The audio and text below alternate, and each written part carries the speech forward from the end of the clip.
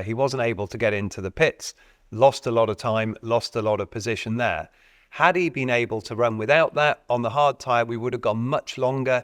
He would have been leading the race on the road with one more stop to make.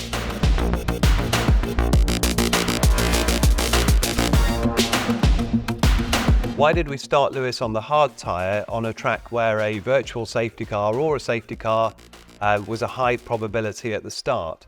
Well, ahead of us deciding to definitely go on the hard tyre, we tried both the medium and the hard tyres on the laps to the grid. And Lewis found that they were both actually quite low grip, both difficult for warm-up.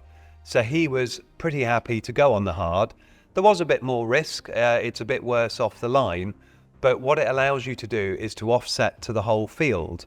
Now, he obviously lost additional places. Carlos bumped into him at turn 1 and spun him. But had it not been for that, he would have been in a strong position, again, to take the lead on the road, running a completely offset strategy, and then able to fight through the field at the end. Why were the hard tyres performing so well despite the cold temperature? Well, the reason there is actually that the medium was really struggling. So when the temperatures get cold, you get this phenomenon called graining, where the tyre starts to fall apart at relatively low load.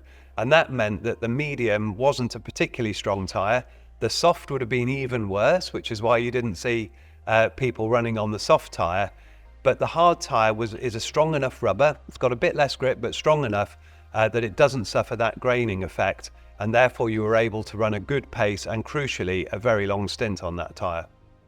What would have been the strategy, and where do we expect Lewis would have finished had he not had the puncture?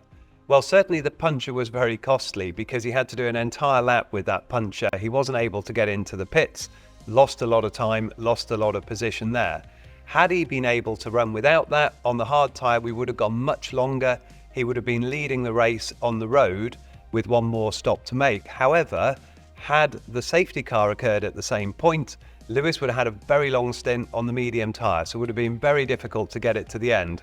So if everything was the same and it wasn't just for the puncture, we think that Lewis would have had a difficult finish doing such a long stint on medium. However, if there also wasn't the safety car, he could have been in a position where he was fighting close to a podium place. How was the error George's fault when he was clearly in front? Well, the crucial thing here is whether the car that's doing the overtaking, so in this case Max, is on the inside or the outside. And if you're on the inside, you only need to have your front wheel at least level with the other car's back wheel, that the outside car has to give you what's called racing room. Now, this isn't subjective, it's all written down in a guideline that the FIA produce around driving standards. The reason there was the collision, though, was just that George hadn't expected him to make the move there. He hadn't seen him, and at the point George commits to the corner, he unfortunately collected Max, caused both of them to see some damage, and then subsequently George had that penalty. Did the damage to George's car impact performance? Well, luckily it was only very slight and to a level that we weren't able to pick up on the data, so really there was very little impact at all. What are our thoughts on Las Vegas venue and the race in general? Well, you would certainly say it's a unique place, it's a unique track, and a great new addition to the calendar. And for a first race, there's always going to be some teething problems, but overall, the event went off very well. One of the issues is the weather. It's cold, and that creates challenges for us in terms of tyre temperature, warm-up, the graining that we talked about. You would certainly say the race on Saturday was a great spectacle, some really good racing, and importantly the circuit was actually very good for overtaking, and it's difficult to know before you go to a track and you race there what the overtaking is going to be like. So we're looking forward to going back there next year. It's on the calendar for a good period, and certainly we will be able to be better prepared when we get back there in 2024. What kind of performance do we anticipate for Abu Dhabi as we wind down the season towards this weekend?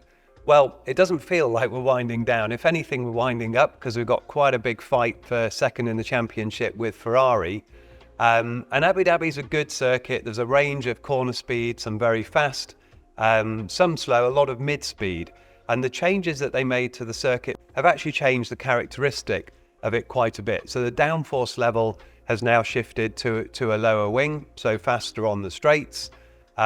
We are hoping that the car will work well there. We've shown good performance at a number of the recent tracks, particularly on a Sunday.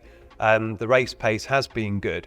So we're hoping to get the car into a good position, and then crucially, where it's not a sprint race, you've got 3 hours of free practice time to work on the setup, to learn about the tyres. So we're optimistic we can have a strong weekend.